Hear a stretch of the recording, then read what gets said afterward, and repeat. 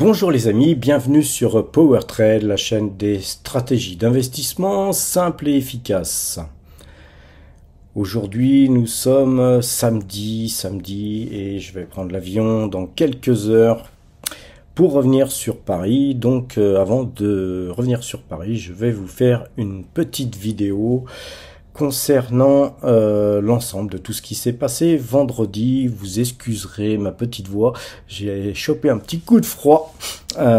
Ici, c'est l'air conditionné qui peut nous filer les angines et tout ça, donc il faut se méfier. Voilà, heureusement, c'est mon dernier jour et je suis un petit peu tombé malade ce dernier jour avant de repartir. Comme ça, je vais revenir à Paris, malade, fatigué et de mauvaise humeur. Donc, profitons encore du peu de bonne humeur qu'il me reste pour commencer à analyser le CAC 40. Alors, le CAC 40, comme je vous l'avais dit dans ces précédentes vidéos, nous sommes sortis du biseau. Là, on avait un joli fanion qui était baissier. Alors joli, pas forcément pour ceux qui étaient acheteurs, mais nous en sommes sortis et évidemment nous en sommes sortis très fortement jeudi, et donc vendredi nous avons continué à essayer à l'ouverture de tirer vers le haut, mais en vain.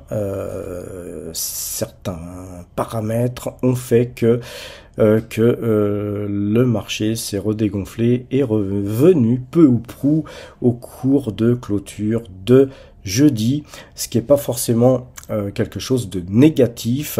Alors premièrement, on a eu une valeur de la cote qui a dévissé littéralement. C'est Total Energy qui a perdu un certain nombre de points, qui fait que elle pèse quand même beaucoup sur le CAC 40, et je pense que la baisse du CAC 40 est essentiellement due à cela. J'ai aucunement envie de vérifier, mais globalement, il suffit de regarder comme ça à vue et on voit que effectivement on a une petite baisse sur le CAC 40 et une grosse baisse sur Total Energy.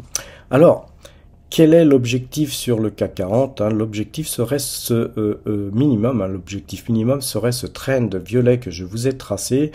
Donc on pourrait aisément penser que nous puissions aller sur les 7100, 7130, 135 dans la séance qui va venir lundi, si les marchés restent haussiers. En tout état de cause, à PowerTrade, nous on traite les marchés futurs avec des algorithmes, et notre algorithme sur le CAC 40, il est néanmoins toujours vendeur. Il nous permet de gagner un petit peu d'argent, c'est sympa, mais voilà, nous regarderons effectivement les points de retournement que je vous donnerai lundi matin de par un short, pour savoir à quel point nous couperions et tournerions notre position.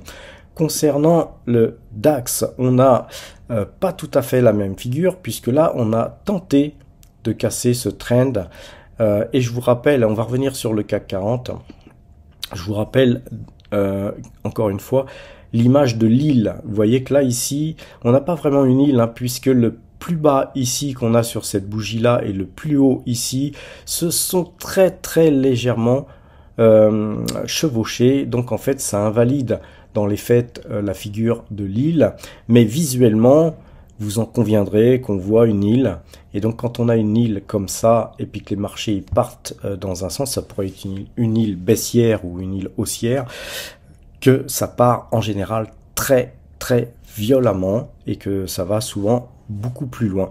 Donc là on a, pour moi quand même, moi je valide l'île, bien qu'elle n'est pas validée de par quelques centièmes de points. Maintenant, les objectifs, je pense qu'on les fera, mais voilà, on n'est pas attaché à des objectifs. Vous savez que j'aime pas, moi, me fixer d'objectifs. J'ai plutôt tendance à me polariser sur, évidemment, mes algorithmes qui me disent d'acheter ou de vendre, et moi je reste évidemment dans la position que mes algorithmes me dictent et non le contraire, parce que souvent j'ai entendu beaucoup de traders, beaucoup de gens qui me parlent des marchés, mais est-ce que tu penses pas que le marché va aller là, est-ce que tu penses pas que le marché il va descendre, il va monter, il y a eu des hausses de taux, des baisses de taux, ceci, cela.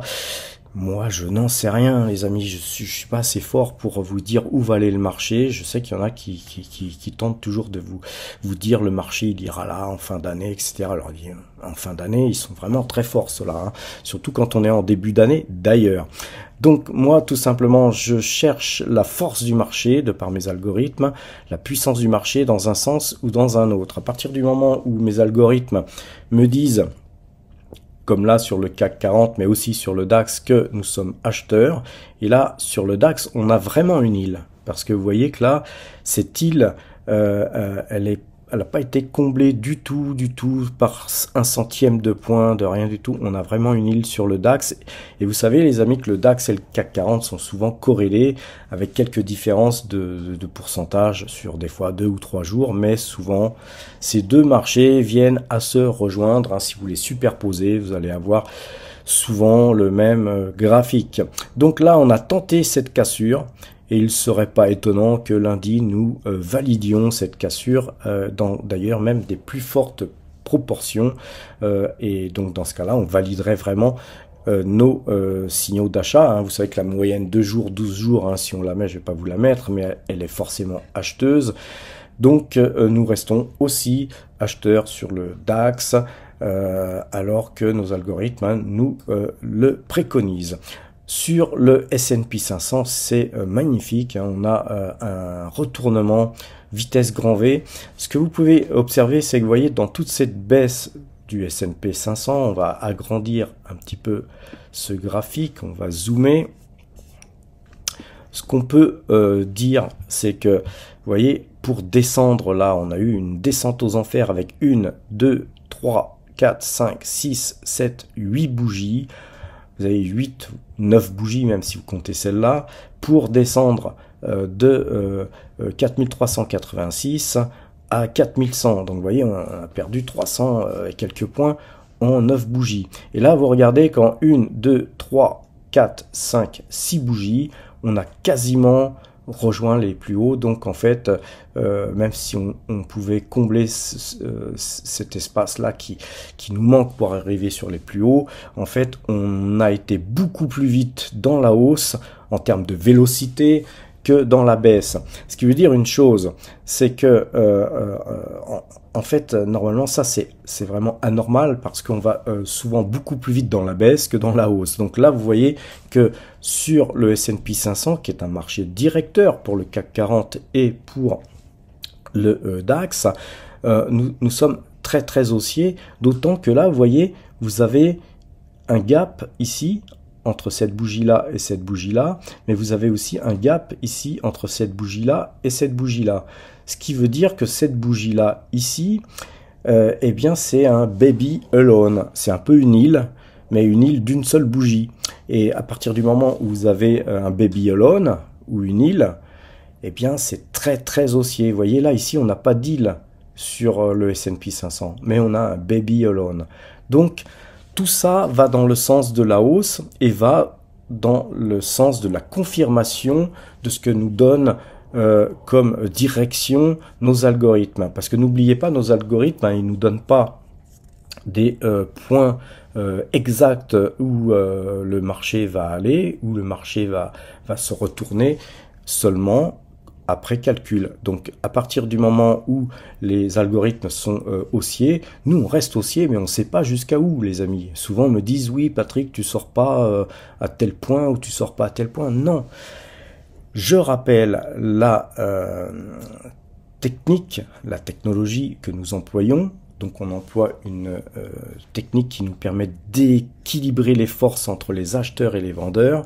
Et à partir du moment, un petit peu comme sur du tir à la corde, les gens ils tirent d'un côté ou de l'autre. Vous avez les acheteurs qui tirent par là, les vendeurs qui tirent par là. Et puis voilà, ça bouge comme ça. Puis à un moment donné, on est à un point d'équilibre, mais il y a toujours quelques millimètres, quelques centimètres en faveur des acheteurs ou des vendeurs. Et nous, nous, en fait, en quelque sorte, nous mettons dans le sens des plus forts. On tourne notre veste, si nous étions vendeurs, on tourne notre veste, on met une veste d'acheteur et on va tirer avec les acheteurs. Parce que les marchés, c'est des milliards, les amis, des milliards de dollars, des milliards d'euros qui sont déversés chaque jour sur les marchés. C'est pas avec vos 10 000, vos 20 000, même votre million d'euros que vous allez peser sur une valeur et encore moins sur un marché. Donc, on va dans le sens du marché et non contre le marché. À partir de ce moment-là, j'ai toujours habitude de dire: les amis, ça ne sert à rien de pisser contre le vent, et c'est une image qu'il faut toujours avoir à l'esprit parce qu'il faut toujours avoir des images un peu rigolotes pour s'en rappeler et de ne pas se laisser influencer par quelques, personnes qui pourraient vous convaincre du contraire.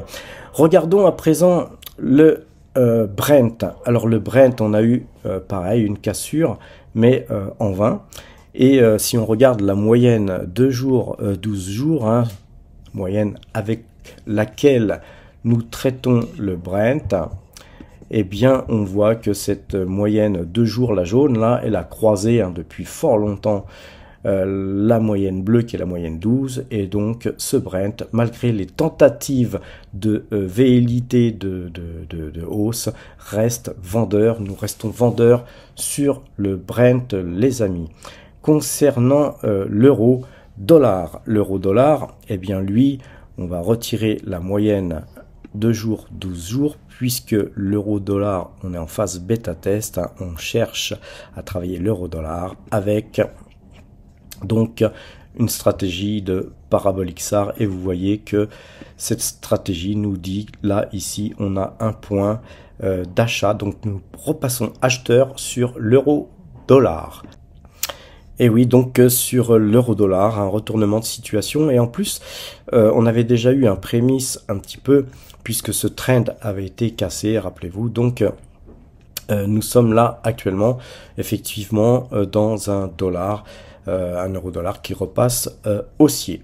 Alors les amis, passons à Total Energy, et ça aussi ça pourrait me mettre de mauvaise humeur hein, pour ma rentrée sur Paris, ça peut s'additionner ces choses-là, mais non, il faut rester cool et tout simplement observer ce qui se passe sur les marchés. Nous allons voir notre portefeuille tout de suite après, et vous verrez que nous n'avons pas été si impactés que ça par la baisse de Total Energy, mais quand même une baisse de 3,50%, alors qu'on avait même plus de 4% de baisse à un moment donné. C'est somme toute beaucoup pour notre plus grosse position sur Total Energy. Alors la figure du diamant est complètement invalidée, hein, les amis, donc là on repart sur une autre figure, et là moi je vois pas d'autres figures, d'autres à tracer. Je vais vous faire ça en direct. En fait, je pense qu'on a un point qui est très important que nous allons surveiller, c'est tout simplement voilà. Donc on est sur ce train, hein. Il faudrait absolument pas qu'on casse ce train violet, sans quoi effectivement nous pourrions retourner sur les 59, voire les 57, 56, comme je vous l'ai dit, depuis que nous étions sortis par ici, en fait. Hein. Voilà, donc il s'est passé plein de choses, mais là, on a eu une nouvelle qu'on va essayer d'aller voir tout de suite. Et la nouvelle était, en fait, tout simplement, Total Energy évalue l'impact des sanctions américaines sur le projet Arctic LNG2, et donc effectivement là tout ça, cette news, hein, je vous la laisse la lire, ou aller sur Zone Bourse, allez la lire.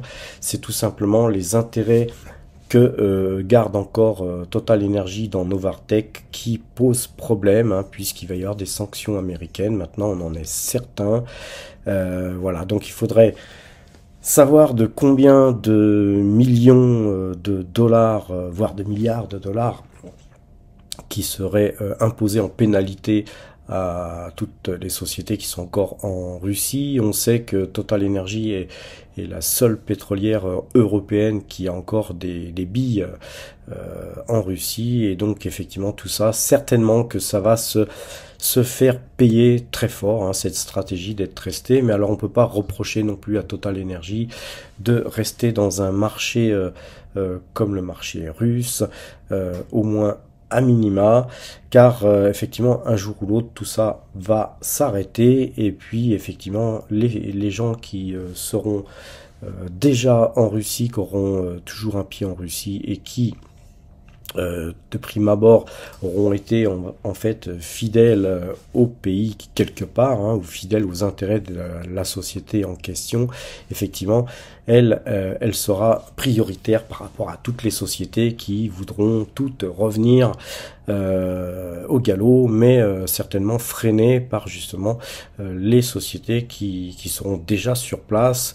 Alors cette stratégie, elle ne paye pas, puisque la guerre s'éternise, et il est possible que la guerre s'éternise encore très longtemps, donc c'est peut-être pas une bonne stratégie, qui sait, mais une société comme Total se doit de privilégier le long terme, et même le très très long terme, et donc Patrick Pouyanné, lui, il gère Total Energy au-delà de son mandat. Il gère Total Energy pour d'ailleurs les années et les années qui vont suivre, en prenant le virage stratégique des énergies renouvelables très très progressivement et en restant en Russie.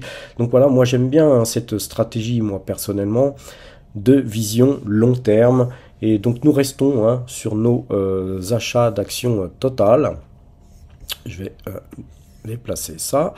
Et que même si on cassait ça, nous avons encore des liquidités, comme vous le savez, qui sont prévues, parce qu'il faut tout prévoir dans la vie, qui sont prévues à cet effet, au cas où Total reviendrait sur des zones plus que raisonnables et qui nous offrirait un dividende, un rendement exceptionnel, puisque comme vous le savez, Total, c'est une valeur de rendement surtout, et puis d'être dans le pétrole avec la configuration géopolitique actuelle, ça me paraît très très positif de garder un minimum de Total et voire d'augmenter notre pause sur des prix bien inférieurs évidemment à ceux-là. Hein. Beaucoup d'entre vous m'ont posé la question, voilà, je vais te suivre à partir de demain, je veux répliquer ton portefeuille. Non les amis, ne répliquez pas systématiquement mon portefeuille, inspirez-en vous si bon vous semble, mais le but de cette chaîne, hein, je le rappelle, c'est un but pédagogique, c'est de vous apprendre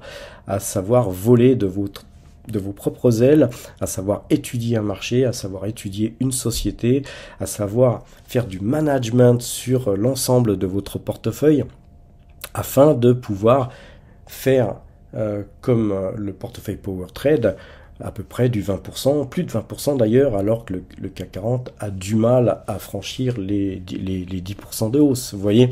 Donc, et c'est pas toujours ainsi, hein, parfois on se plante, hein, comme tout le monde, mais globalement, si vous faites du money management, vous souffrirez moins quand les marchés baissent, et si vous faites de la diversification intelligente, pareil, quand un secteur baissera, il sera compensé par un autre secteur et ainsi de suite. Et donc c'est comme ça qu'on équilibre un portefeuille de façon à ce qu'il grappille quelques pourcents toutes les semaines, tous les mois et si possible un peu plus de 20% chaque année, l'objectif qu'on se fixe, qui n'est pas toujours réalisé, hein, je vous le rappelle les amis. Donc pour faire clair, d'autres personnes m'ont dit, est-ce le bon moment d'acheter du Total? C'était dans cette bougie verte. Et voilà les amis, qu'est-ce qu'il se passe quand les marchés montent, quand une valeur monte comme Total, et que je vous montre qu'on est en train de casser un diamant, mais qu'il n'est pas cassé, eh bien beaucoup de gens se disent, je veux pas louper le mouvement, je veux absolument être dans cette valeur, mais c'est quand même une valeur qui a beaucoup monté, qui, je vous le rappelle, nous a permis d'alléger de plus de la moitié à un moment donné les positions que nous avions sur cette valeur, parce que nous avons extrait de la performance. Il ne faut pas tomber amoureux d'une valeur. Quand une valeur vous a donné ce qu'il fallait, ce que vous souhaitiez avoir, après vous avez des signaux, vous regardez des points effectivement qui sont des objectifs. Et à partir de là, sur ce genre d'objectif que tout le monde a, vous pouvez être en fait amené à tirer parti des objectifs des autres pour prendre des bénéfices, parce que il faut toujours penser que la plupart des autres opérateurs sont des moutons Je ne vais pas insulter les gens qui m'ont dit est-ce que c'est le moment de rentrer dans Total Energy. Eh bien, vous voyez que si vous suivez mon portefeuille et que vous regardez que j'ai une grosse position Total Energy, vous vous dites je vais répliquer le portefeuille de Patrick parce qu'il gagne de l'argent sur Total Energy. Oui, on en gagne, mais on n'a pas acheté au même prix que vous achèteriez si vous aviez acheté jeudi, par exemple, vous voyez. Et puis, si vous aviez acheté jeudi, parce que je vous aurais dit, oui, c'est un bon point d'entrée, j'ai jamais répondu ça. J'ai toujours dit que si vous voulez rentrer sur Total Energy, même à 64 € sur ces points-là, ça reste possible dans la mesure où vous avez une vision long terme et très long terme. Mais par contre, on est très haut par rapport au point où nous sommes rentrés à Power Trade. Et d'ailleurs, preuve en est, c'est que le vendredi, vous voyez que l'action a perdu jusqu'à plus de 4% et qu'en clôture, on a fait moins 3,50%. Donc les amis, regardez le portefeuille Power Trade, regardez à la limite si vous voulez répliquer un portefeuille, répliquez plutôt si vous commencez le portefeuille débutant, puisque le portefeuille débutant a moins de valeur en portefeuille et que vous allez, si vous faites une réplique du portefeuille débutant, vous allez progressivement injecter de l'argent tous les mois, toutes les semaines, tous les jours si vous en avez, et à un moment donné, vous allez répliquer quelque chose qui va grossir de par l'argent que vous injectez, pas forcément de par l'argent qui est gagné en bourse. Mais cet argent injecté va vous permettre de comprendre de mieux en mieux les marchés, ça va vous comprendre de travailler un petit peu à ma manière si vous me suivez, ou peut-être aller voir d'autres youtubeurs si vous trouvez des youtubeurs qui vous donnent d'autres informations, mais forgez-vous votre propre méthodologie de travail, les amis, c'est très très important d'être autonome, de pouvoir un jour travailler sans moi. Si je ne fais plus de vidéos, vous allez faire quoi, hein? Donc mon but c'est de vous apprendre, et c'est pour ça que tous les dimanches, pas ce dimanche-là parce que je vais être complètement éclaté hein, après 15 heures de voyage pour retourner sur Paris, plus la grisaille, plus la crève que j'ai attrapée là parce que j'étais sous l'air conditionné et j'ai un petit peu chopé la crève. Donc globalement, à partir de la semaine prochaine, tous les dimanches, il y aura encore des cours, tous les dimanches, des cours sur l'analyse graphique, et je vous encourage à les suivre, je vous encourage à aller revisionner les cours d'analyse graphique si vous les avez pas vus, et si vous les avez vus, je vous encourage à les revoir parce qu'il faut que ça rentre bien dans votre esprit et il faut que tout ça devienne automatique, un petit peu comme si vous étiez un boxeur, hein, quand un coup vous arrive, vous n'êtes pas en mode ah le coup arrive, qu'est-ce que je fais? Non, c'est vous bloquez directement, vous remettez un droite, un gauche, un uppercut, mais vous contre-attaquez immédiatement, et c'est l'immédiateté qui fait que vous allez être beaucoup plus performant que si vous attendez 2 jours à couper une position après avoir trop réfléchi, etc., etc., les amis. Alors les amis, on a des valeurs qui montent bien en contrepartie de Total Energy qui baisse. On a notamment Kaufman qui prend 1,15%, on a Pfizer qui prend 2,49%, on a Taiwan Semiconductor qui prend 1,45%, BNP qui prend 1,94%, Veolia 1,09%, et on a aussi, on va regarder quand même le graphique de Realty Income. On a Realty Income hein, qui a donc une île ici, une bougie toute seule ici avec une petite bougie, mais là qui est plutôt une, on va agrandir ça, on va zoomer, on a plutôt sur Realty Income, on a une pierre tombale, c'est pas très très bon comme bougie, mais vous voyez on est venu quand même, c'est assez magique, on est venu sur les plus hauts hein, et on n'a pas pu passer. Alors 2 choses positives, on a une île ici, on a un baby holon ici, encore une fois, une bougie abandonnée, un baby holon, mais une chose négative, c'est qu'on a une pierre tombale ici, et j'aime pas les pierres tombales, ça ça n'augure rien de bon, mais voilà, on va devoir attendre la bougie suivante pour voir où va aller le marché. Si on passe au-dessus de la pierre tombale, on invalidera la pierre tombale. Si on passe en dessous de la pierre tombale et surtout et si on gape et puis qu'on commence à descendre, c'est-à-dire que les amis, c'est pas si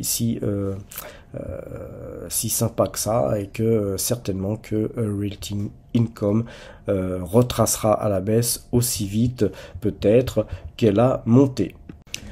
Tout ceci nous amène à présent à regarder ce qu'ont fait les portefeuilles de Power Trade. Alors le portefeuille débutant, forcément, eh bien, il morfle puisque Total Energy a beaucoup baissé.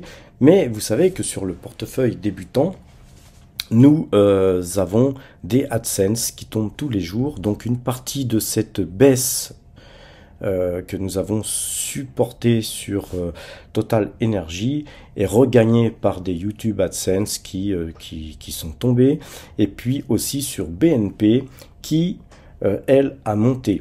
Vous observerez que nous avons une pause plus importante, peut-être pas 2 fois plus importante, mais quand même plus importante sur BNP que sur Total Energy, ce qui fait que la baisse de Total Energy est complètement indolore.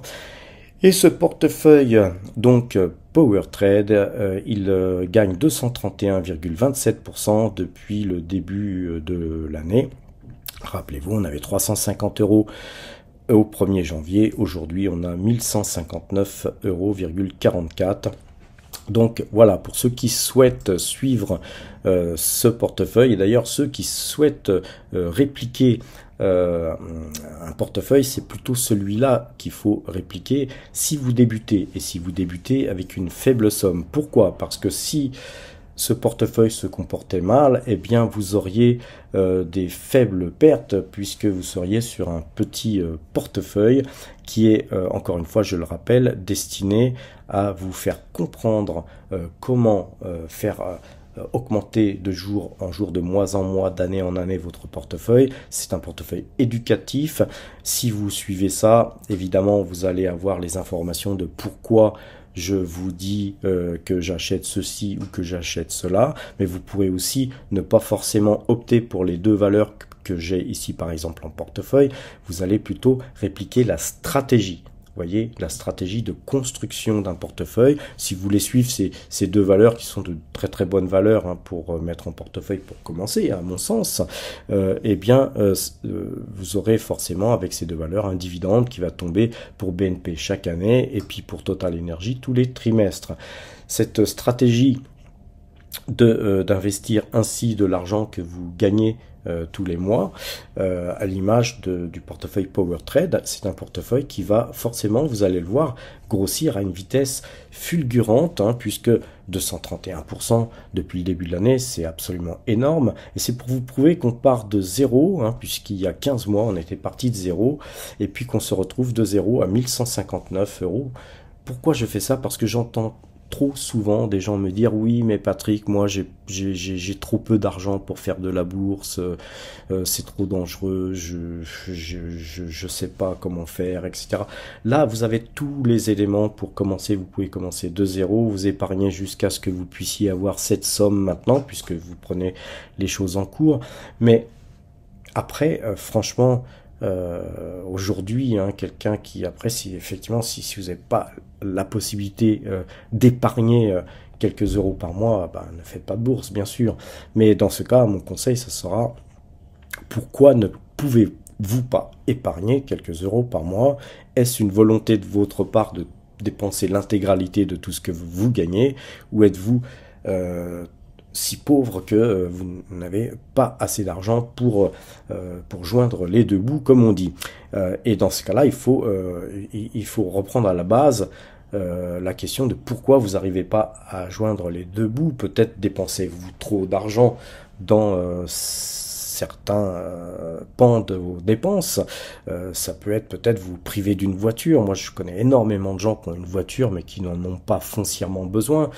Moi, j'ai eu une voiture à une époque, j'ai même eu plusieurs voitures, mais j'ai vite arrêté cette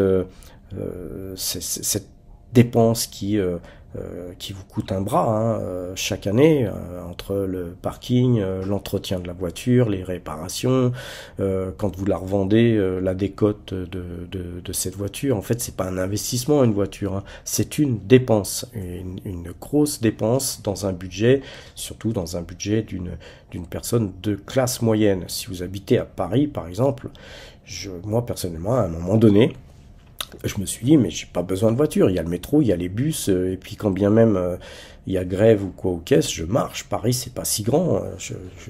D'ailleurs, même maintenant, je marche beaucoup plus souvent que je prends le métro, parce que je supporte de moins en moins le métro et le bus, donc je marche beaucoup plus souvent, et quand je le prends, c'est pas grave. Et puis après, un taxi, de temps en temps, ça coûte toujours moins cher qu'une voiture, parce qu'une voiture, en plus, vous devez l'assurer.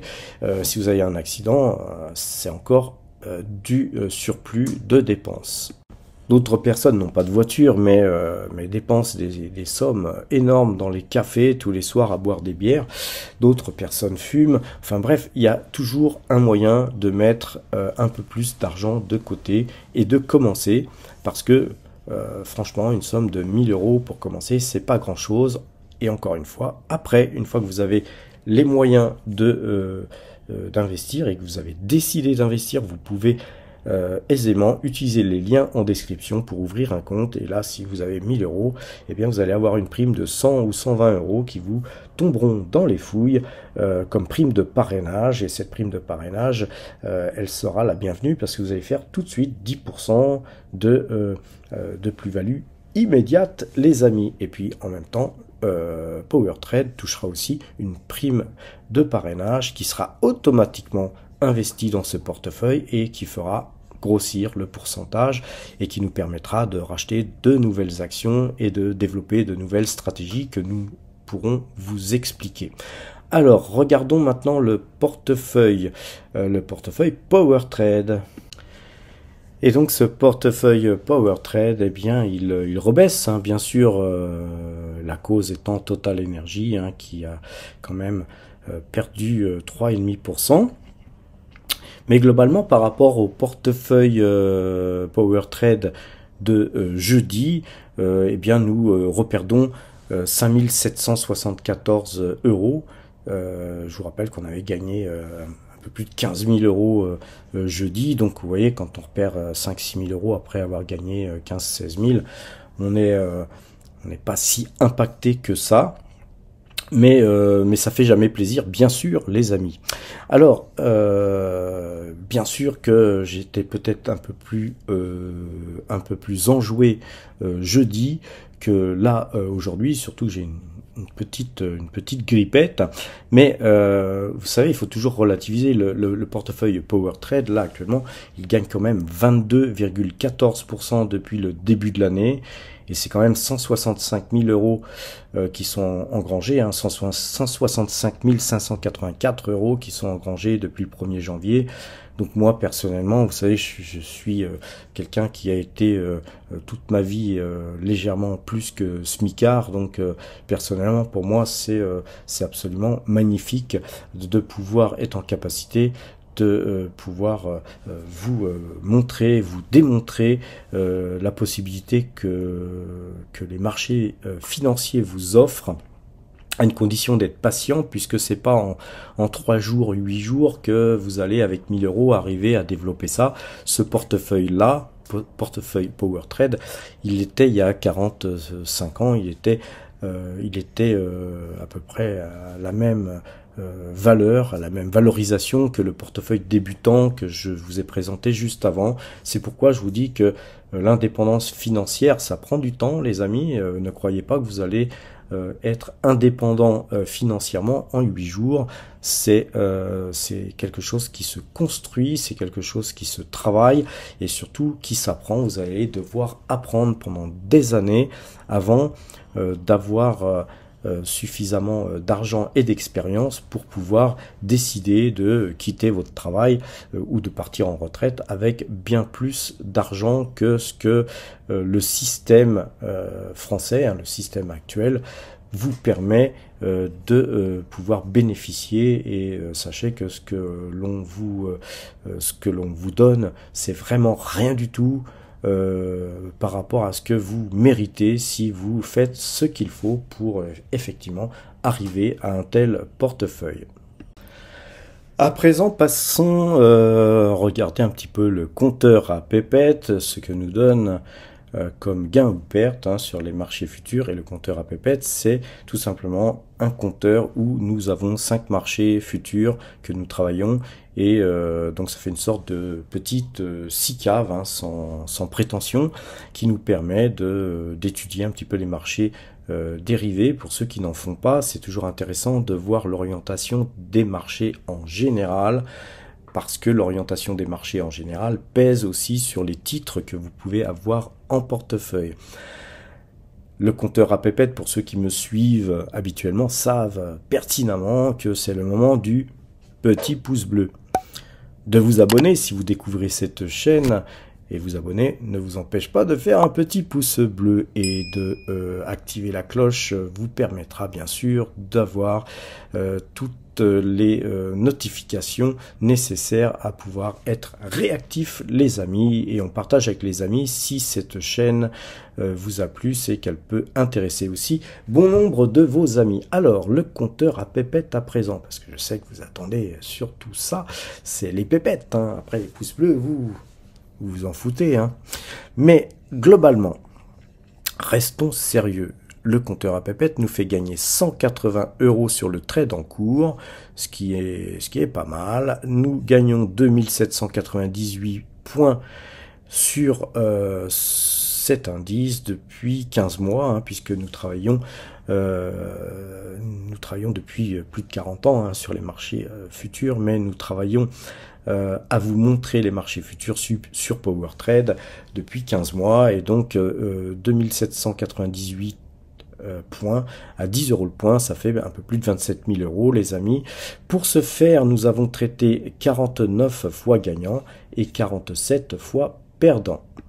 Le DAX, à présent, le DAX, lui, nous fait gagner 378 points sur le trade en cours. Et vous voyez que sur le DAX, c'est le 5e trade consécutif gagnant. Donc évidemment, pour l'instant, c'est la fête, les amis, sur le DAX. On engrange bien. C'est 4705 points qui sont engrangés depuis que nous traitons cet indice. Alors le DAX, lui, il est traité à 25 € le point, ce qui fait que c'est quand même 117 625 € les amis qui ont été engrangés depuis que nous traitons le DAX. Et quand vous additionnez à ça ce que nous avons gagné sur le CAC 40, rien que sur ces deux indices, eh bien ça nous permet effectivement de dormir sur nos deux oreilles, sachant qu'on a... pour réaliser ce résultat, nous avions eu 34 trades gagnants pour 30 trades perdants.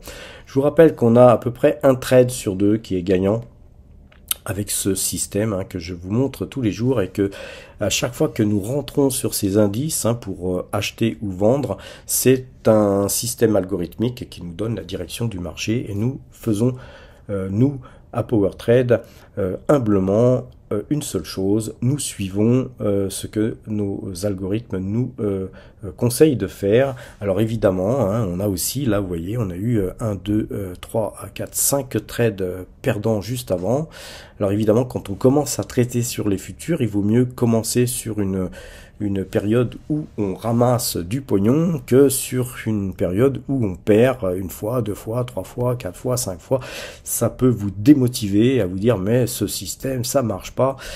Un système, ça se vérifie sur de nombreuses années, les amis, ça se quantifie pas en termes de résultats et d'efficacité que sur quelques mois, et quand bien même vous regardez sur tout simplement depuis le mois de septembre, effectivement on a eu 5 pertes, mais regardez l'ampleur des pertes, on a des pertes de moins de 100 € à chaque fois, et des fois c'est seulement de 100 points pardon à chaque fois, et à chaque fois c'est même souvent seulement 8 points, 27 points, donc c'est pas des grosses pertes que nous avions eu sur cette période là, mais par contre après vous voyez qu'on a des périodes de gains qui sont 300, 100, 500, 300 points qui effectivement contrecarrent en une seule journée tout ce qui a été perdu sur l'ensemble de tous ces trades précédents. Donc globalement, ce qui est important, c'est que quand on fait un trade gagnant, il soit beaucoup plus important en termes de points que les trades perdants. Et puis après, si on peut avoir plus de trades gagnants, c'est bonus les amis, et c'est le cas en ce moment. Mais rappelez-vous, c'est pas toujours le cas, hein. On est souvent à l'équilibre, et donc aujourd'hui on excelle, puisque 4705 points, c'est quand même beaucoup depuis 15 mois, avec 117 000 et quelques euros, c'est quand même Byzance les amis. Sur le S&P 500, pareil, hein, on gagne 179 points. Je vous rappelle qu'il est à 10 euros le point. Cet indice est traité à 10 euros le point. Donc tout va bien sur le S&P 500 qui nous fait gagner 1082 points depuis que nous traitons cet indice. Je vous rappelle qu'on a traité l'ensemble de ces indices depuis 15 mois, mais certains indices comme le S&P 500, le Brent, ont été rajoutés seulement en décembre. Donc vous voyez, on aurait pu gagner beaucoup plus si on avait tout démarré en même temps, mais certains d'entre vous m'avaient demandé est-ce qu'on ne pourrait pas rajouter tel ou tel marché. Et effectivement, ce qui fut fait les amis. Donc 1082 points, les amis, ça fait quand même un peu plus de 10 000 euros qui se rajoutent au résultat précédent que je vous ai montré juste avant. Et donc pour ce faire, nous avons traité 29 fois gagnant et 28 fois perdant. Le Brent, les amis, à présent, le Brent, on est toujours vendeur sur le Brent. Eh bien, on gagnait bien sur le Brent, mais petit à petit, le Brent a eu tendance à remonter, et donc cette remontada sur le Brent, eh bien, effectivement, nous fait reperdre du terrain. C'est pas grave, on est toujours positif sur le Brent, mais nous, on préfère de toute façon voir ce signal en négatif, hein, et puis de perdre même 100 ou 200 ou même 500 euros sur ce trend, puisque nous sommes très exposés sur les valeurs pétrolières, de l'autre côté sur le portefeuille Power Trade. Donc vous voyez, on a 3 portefeuilles, les 3 portefeuilles sont dans le vert, on gagne sur ces 3 portefeuilles de l'argent, bien sûr beaucoup plus sur le portefeuille Power Trade que sur les autres. Mais globalement, ce portefeuille, hein, le compteur à pépette, il se porte pas mal non plus, lui aussi.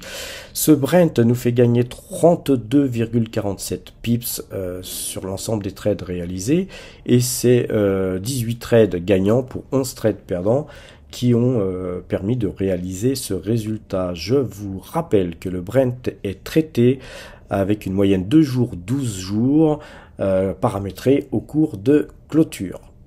L'euro-dollar, hein, rien à dire, hein, c'est un tout petit portefeuille que nous avons sur l'euro-dollar, donc ça fluctue pas sur l'ensemble, hein, de ce que nous faisons, mais c'était juste pour l'ajouter au panel des marchés que nous travaillons, parce que je vous le rappelle encore, le dollar a une importance capitale sur les bourses internationales.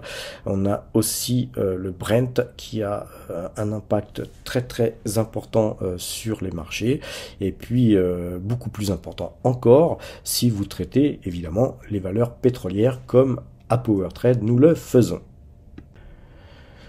Ce qui fait que les amis, ce portefeuille eh bien se porte super bien, parce que nous gagnons 8617 points, 8617 points, et ce portefeuille nous fait gagner 159 462 euros depuis le début de l'année. Donc imaginez que vous ayez la capacité de traiter ces 5 indices plus un portefeuille comme le portefeuille de Power Trade, c'est pas loin de 300 000 euros par an que vous êtes en capacité à peu près de générer comme plus-value, et comme plus-value, mais dividendes, et en fait tout simplement de gains qui vous permettent de réinvestir cet argent, ou tout simplement, pourquoi pas non plus en dépenser tout parti, les amis, parce que la vie est toujours très courte, et donc il faut ne pas oublier que l'argent c'est aussi fait pour être dépensé.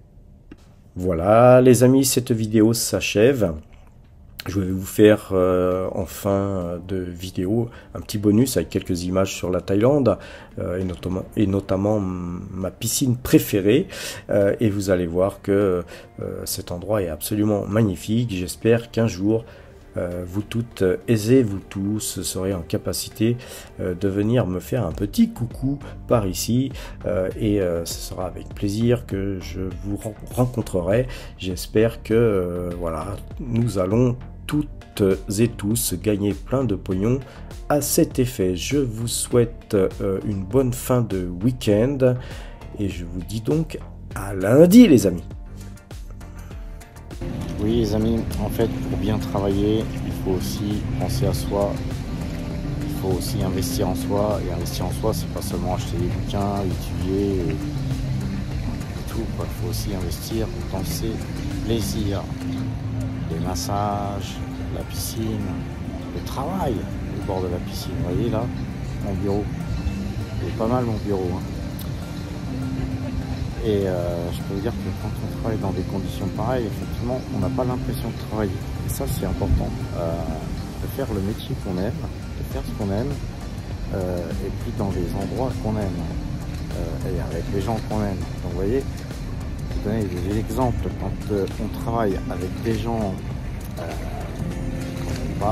finit par mal travailler. Quand on travaille dans un environnement qui est pas sain, même si vous travaillez chez vous et vous êtes bien chez vous, mais si vous prenez le métro, vous avez une dure journée avec des gens, etc., forcément ça va vous empêcher de bien trader, ça va vous empêcher de bien vous concentrer. Voilà, un esprit sain dans un corps sain. Et vous voyez pourquoi je vais venir de plus en plus souvent en Thaïlande. C'est parce que voilà, parce que je m'y sens bien et parce que effectivement on peut gagner autant d'argent, voire beaucoup plus si on est bien dans sa peau, et donc dans un pays où la vie coûte 2 fois moins cher qu'en France. Pourquoi rester dans un pays comme la France alors qu'en fait des gens comme moi, en général, on est plutôt mal vu quand on s'intéresse à l'argent, quand on veut faire du pognon, on est mal vu. Donc autant aller dans des pays où on est bien vu, puis regardez ce cadre, regardez ces doigts de pied en bouquet de violettes. C'est pas magnifique ça, les gars? Et puis cette piscine, franchement, cette piscine, voilà, je vous ai tout dit, hein. Maintenant, travaillez les gars, c'est pas pour faire du bling bling, hein. Franchement, c'est pas pour montrer des Ferrari, des machins, des trucs, non. Là, moi je suis dans un hôtel, je suis en location, hein, voilà, mais franchement, pour le prix que ça coûte et les services qu'on a, vous sortez, vous allez manger pour 1, 2, voire 3 euros, 5 euros peut-être, au grand maximum par personne, boissons comprises, hein, bien sûr, avec les bières et tout, les gars. Imaginez, avec 5 euros, vous payez un café à un copain en terrasse d'un café à Paris et ça y est, vous êtes ruiné, hein. Vous n'avez même pas de quoi lui servir pour boire au titre. Ouais les gars.